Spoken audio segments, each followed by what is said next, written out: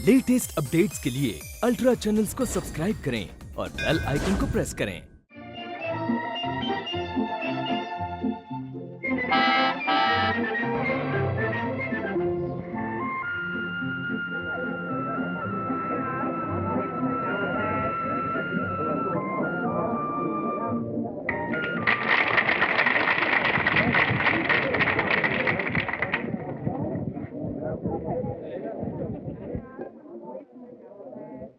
आज का ये दिन हम सब लोगों के लिए बड़ी खुशी और फख्र का दिन है। आज से 25 साल पहले स्वर्गीय सेठ संजीव लाल जी ने इस मिल का उद्घाटन किया था। तब से लेकर आज तक हमारी ये मिल दिन दूनी और रात चौगनी तरक्की कर रही है।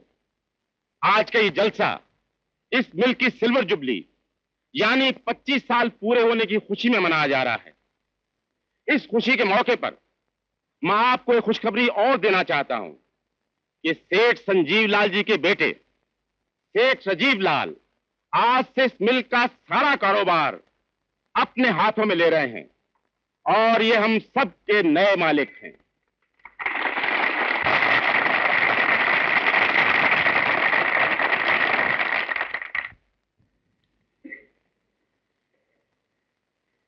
प्यारे मजदूर भाइयों और बहनों, आज की दुनिया में मालिक और नौकर का रिश्ता खत्म हो चुका है। आज मालिक नौकर का नौकर है और नौकर मालिक का मालिक। ये मजदूरों का जमाना है, यानी कि आपका जमाना है। छोटे सरकार ये आप क्या कह रहे हैं? आज अगर आपके पिता जिंदा होते तो उन्हें मजदूरों की गालियां खानी पड़ती।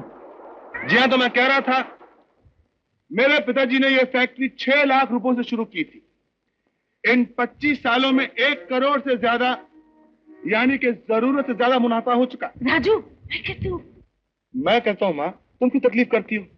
भाइयों और बहनों, आप सबकी ईमानदारी और मेहनत से खुश होकर माता जी ने 5 लाख रुपए का इनाम देने का फैसला किया। माँ, तुम सिर्फ हाँ कह दो। हाँ। मगर आपने हाँ क्यों कह दिया रानी माँ? जब उतने आदमियों के सामने राजू ने मेरे नाम से इनाम जाहिर कर दिया तो मैं क्या करती? आप मुझ पे छोड़ देती, मैं सबसे कह देता कि राजीव ने सुनने में गलती की है। आपने 5 लाख नहीं बल्कि 5,000 का इनाम देने के लिए कहा था। स्वर्गीय सेठ जी भगवान के बाद रुपयों की पूजा किया करते थे। इस 5 लाख पर पानी फिर जाने से उनकी आत्मा को कितना कष्ट हो रहा होगा। उनकी आत्मा की शांति के लिए मैं पूजा पाठ करवा दूंगी। राजीव के दान पुण्य की यही रफ्तार रही तो आपको रोज ही महापूजा करवानी पड़ेगी। कारोबार हाथ में लेती तो 5 लाख का घाटा करा दिया। समंदर में से एक घड़ा पानी निकाल देने से समंदर घट नहीं जाता है श्यामलाल जी। करोड़ों की दौलत है, उसमें से 5 लाख अगर राजू ने दान कर दिया तो कौन सा जुल्म हो गया? रानी माँ, इस करुणा ने बचपन से राजीव का दिमाग खराब किया हुआ। और बचपन से पाल पोस कर बड़ा किसने किया? देखिए, मैं नौकरानी के मुंह लगना नहीं चाहता। श्यामलाल जी, करुणा को इस घर में कभी नौकरानी नहीं समझा गया। जी नहीं, ये मैंने कब कहा है? 30 साल से आपका मैनेजर हूँ। रुपया बर्बाद ना हो ये देखना मेरा फर्ज है। वैसे राजीव बाबू मालिक चाहे तो सारी दौलत दान कर सकते हैं। नहीं, ये आप क्या कह रहे हैं श्यामलाल जी? ये क्या कहेंगे रानी माँ? राजू की उम्र ही मनमानी करने की है। कल को शादी होगी, बाल बच्चे होंगे, सिर पे जिम्मेदारी आएगी तो आप ही नादानी करना छोड़ देगा। इनकी बातें तो आप इस कान से सुन के इस कान से निकाल दिया कीजिए। तुम ठीक ही कह रही हो। जी, तो इसका मतलब है कि मैं बकवास कर रहा था? नहीं, आप समझे नहीं श्यामलाल जी। मैं तो राजू की शादी के बारे में सोच रही थी। मैं 7 रोज के अंदर राजू की शादी कर देती हूँ। इतनी जल्दी? मगर रानी माँ, लड़की ढूंढने में भी तो वक्त लगेगा। कोशिश करने से क्या नहीं होता है श्यामलाल जी। आप कुछ अच्छे खानदान की लड़कियों को बुलवाइए, पसंद मैं कर लूंगी। लेकिन शादी तो राजू को करनी है, उससे तो पूछ लेना चाहिए। वाह, अपने घर की बहू लाने के लिए मैं बेटे से पूछूंगी? ये कहाँ की रीत है? मैं जिसे पसंद करूंगी उसी से वो शादी करेगा। श्यामलाल जी, अब जाइए। जी, आइए रानी माँ, आइए। ये है कला। हाँ जीजू। श्यामलाल जी, मुझे गरीब घराने की लड़की नहीं चाहिए। मैं आप जैसा रईस न सही, लेकिन 5-7 लाख का बिजनेस मैं भी करता हूँ। श्यामलाल जी, आप? जी, ये लड़की के पिताजी। ओ, समझी। आपकी बेटी इतनी तंग कपड़े पहनी हुई है, मैं समझी शायद आप इसके लिए ढंग के कपड़े नहीं बना। मम्मी, ये तो आजकल का फैशन है। मैं तो डैडी का लिहाज करती हूँ, वरना लड़कियाँ ऐसे भी चुस्त कपड़े पहनती हैं। श्यामलाल जी, मुझे ये मम्मी डैडी वाली लड़की नहीं चाहिए। कोई बात नहीं रानी माँ, आगे बढ़िए। बाप, अपने मुंह से क्या तारीफ करूं लीलावती की, बस खादी के सिवाय कुछ पहनती ही नहीं। कुछ पूजा पाठ भी करती हो बेटी? जी। पूजा पाठ सुबह 3 घंटे रामायण पढ़ती है और शाम को 3 घंटे महाभारत का पाठ करती है और दोपहर को भजन करती होगी। श्यामलाल जी, आगे बढ़िए। आपकी बेटी मुझे पसंद है। पाँव छुओ बेटी। जीती रहो बेटी। लीजिए, मेरा बेटा भी आ गया। यहाँ आ राजू।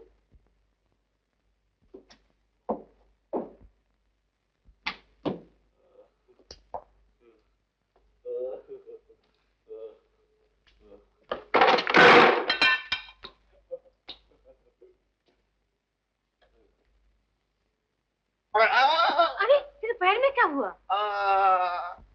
लंगड़ा। राजीव। ओ माय, बहरा। राजीव, ये क्या पागलपन है? माफ कीजिए, हम अपनी बेटी की जिंदगी बर्बाद नहीं करना चाहते। चलो बेटी। राजीव, मेरी बेटी में ऐब था, आपके बेटे में तो बहुत सी खूबियां हैं। अजी, इनके बेटे को तो 4 चांद लगे हुए हैं। चलो जी, हम क्यों बैठे हुए हैं?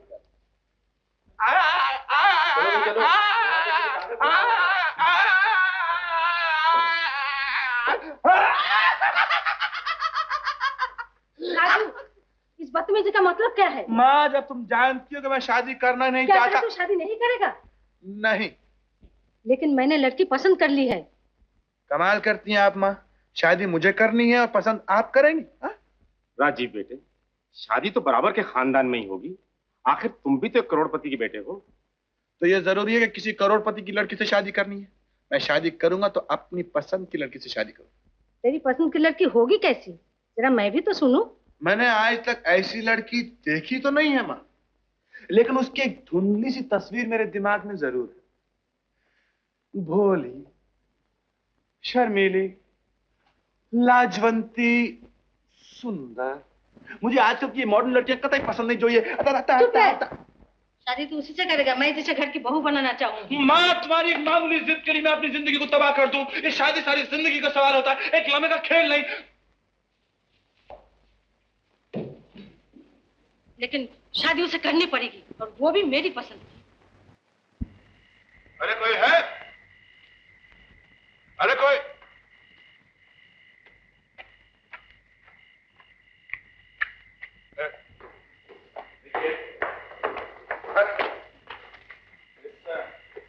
इस सराय का मालिक कौन है? मैं हूं। आप? कोई कमरा खाली है? नहीं। क्या? 2 कमरे खाली थे, वो भी भर गए। देखो भाई, कुछ मदद तो करो, मुझे श्रीनगर जाना है, आगे रास्ता बंद है। इतनी रात को मैं कहाँ जाऊंगा? अच्छा, 3 रुपए निकालो।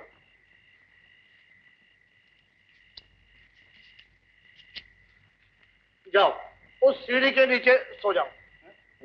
इतनी सर्दी में? मैं और कुछ नहीं कर सकता। देखो भाई, एक अंगीठी का बंदोबस्त कर दो। अच्छा, 2 रुपए और निकालो। जाओ। हैं? आओ। रघुपति राघव राजा राम पतित पावन सीता।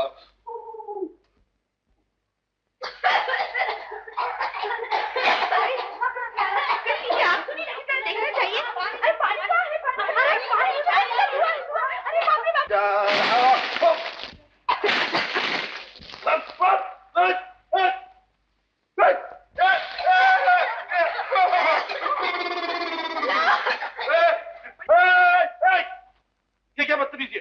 पानी क्यों डाला? गलती हो गई, हमने सोचा था आग लगी है। पहले देख तो लिया होता। देखते कहाँ से, आग में तो धुआं भर गया था। तुमने आग क्यों लगाई? भगवत, क्या हुआ? क्या हुआ? एक लड़की ने ऊपर से पानी डाल दिया। और नहीं तो क्या, ऊपर से फूल बरसाती। जरूर इसने कोई शरारत की होगी। मैंने तो इसे सही बात भी समझकर जगा दी थी। तुम कड़े हो। मैं चुपचाप आग जलाकर सोने की तैयारी कर रहा था, समझे? हमें क्या मालूम था? हमने धुआं देख कर सोचा आग लग गई। हाँ, अब तो ठंडी हो गई। चलो चलो, सबकी सब चुप करके सो जाओ, चलो।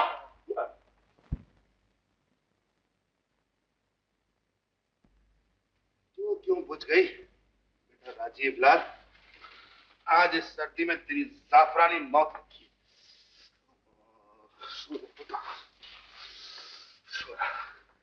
कश्मीर चलेंगे बेटा, श्रीनगर जाएगा। बहुत सर्दी है रघुपति राघव राजा, राम राम बहुत सर्दी है। पति तपावन सीता, सीता बहुत।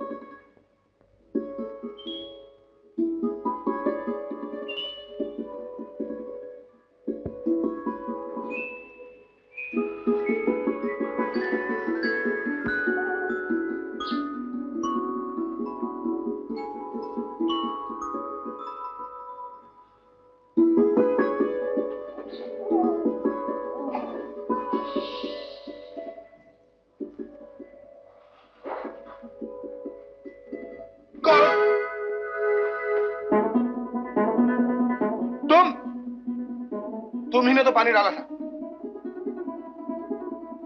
अजीब लड़की हो, पहले पानी डालती हो, फिर कंबल देती हो। क्या नाम है तुम्हारा?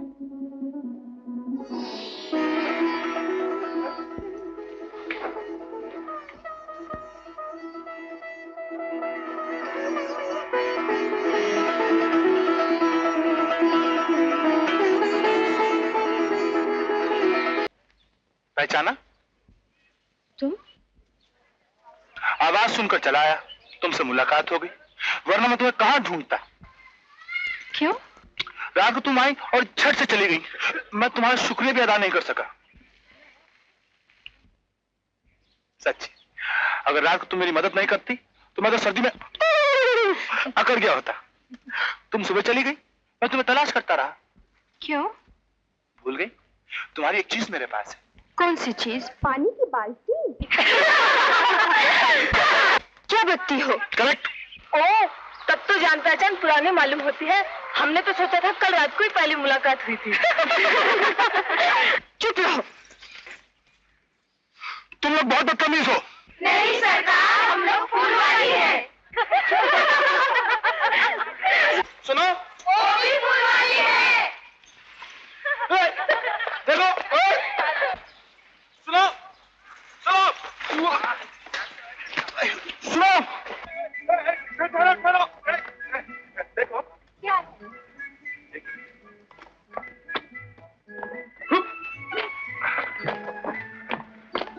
तुम्हारा कंबल। ये मेरा नहीं है, उस समय वाले का है। तो मैं क्या करूंगा इसका? फेंक दो उठा के। फेंक?